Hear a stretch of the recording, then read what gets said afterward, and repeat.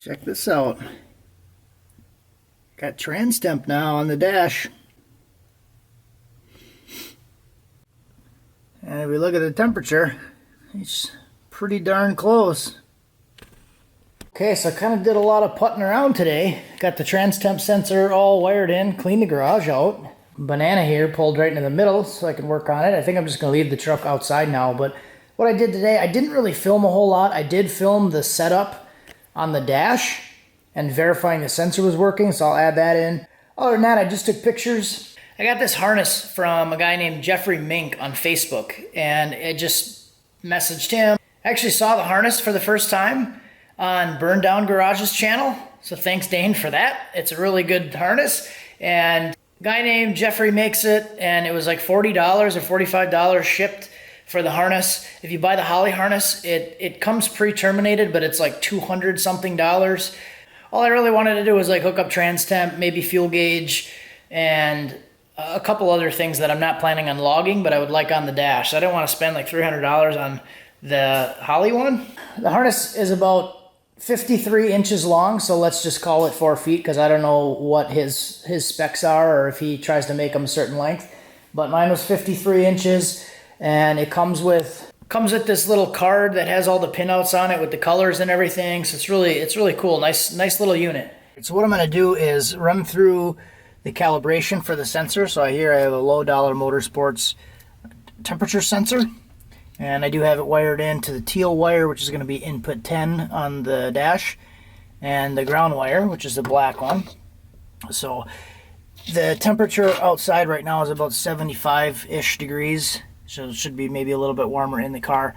So that's wired up. I'm going to go through the dash now and how to set it up, just so I can verify that the calibration, everything is working before I go through and weld it in and wire it and do all that. All right, so first thing I'm going to do is I'm going to go into configuration. So tap the screen, menu, configuration, dash configuration, okay.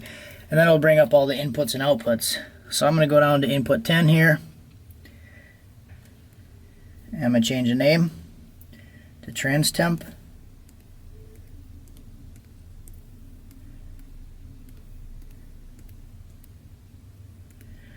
Hit OK, and then go to a little drop down, and I'm going to do custom ohms.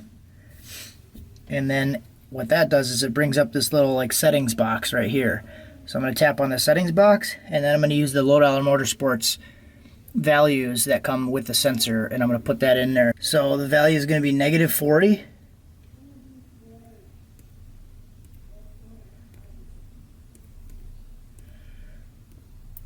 to 500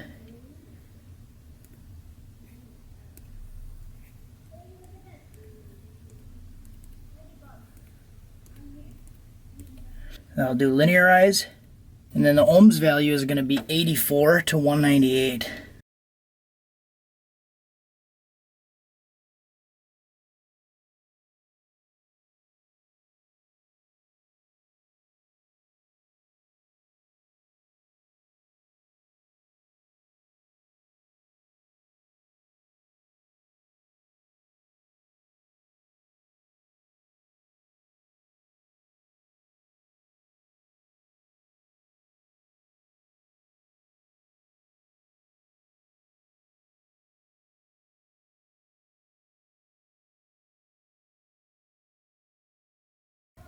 So save that after all the settings are changed.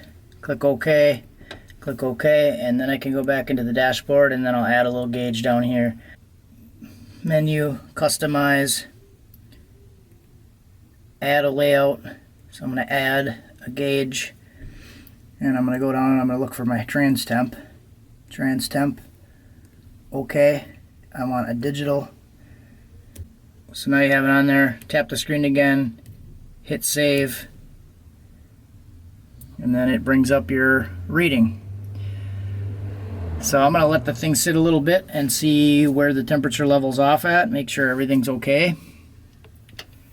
And I might have to rescale a couple things. Alright, so you can see it's at 92, which is too high. So figured out what the problem was. Go back into configuration, dash configuration.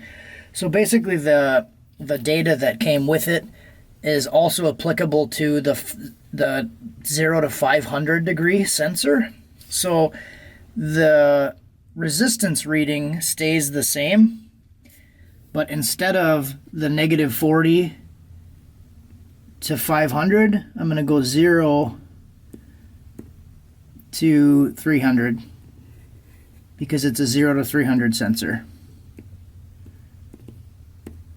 So linearize that, save it, okay, dashboard. So just something to keep in mind, what type of sensor it is. So now come back to 73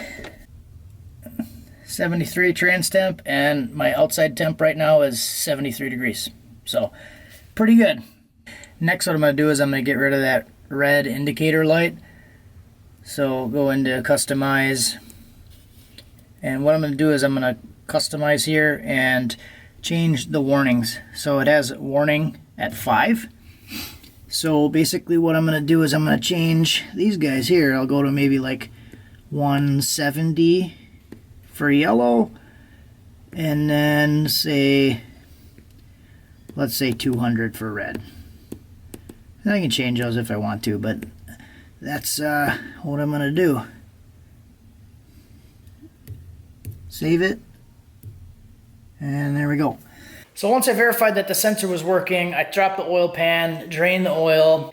If you guys aren't familiar, I took a O2 sensor bung and I welded it into the bottom of the pan because I was draining the fluid one day and I knew I was going to add a bung like for a drain. So I just drilled a hole in the bottom of the pan to drain it that first time, and then before I put it back in, I welded an O2 sensor bung in there and just put a plug in it. So that worked out pretty slick. Took the pan out, cleaned everything out. I did find a lot of clutch material inside the pan, which I'm a little bit maybe concerned about that because I only have like 6 passes on the car. And when I refilled it, I did put like an extra quart in it because I never actually checked the fluid level on this. I just put in like an estimated amount of what it should have been. I never really checked it on the dipstick. So while I had the oil pan off, I verified the marking on the dipstick, and it was off by probably a 1/2 inch, so I'll have to remember that when I check it. But verified that, went through, welded the bung in. It was an 1/8 inch NPT bung, used a low dollar Motorsports sensor, a 0 to 300 sensor. Cleaned the pan, welded it in, put it back on, filled it with fluid, and fired it up, and it works. So I'm really interested to see how the trans temp does. Driving, because the converter doesn't lock, it has 3 speeds, it's not a lockup converter. So driving it on like the highway, for example, it's revving pretty high. So I'd like to see kind of how it is cruising and just street driving.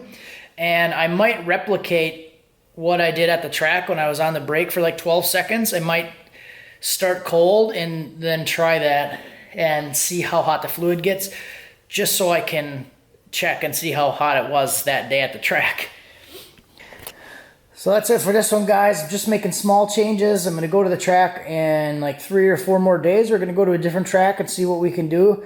Went 920 and we're going to try to make it go a little bit faster. I think I might change my lower hose because I realized that it actually is rubbing when I get pressure in the circuit.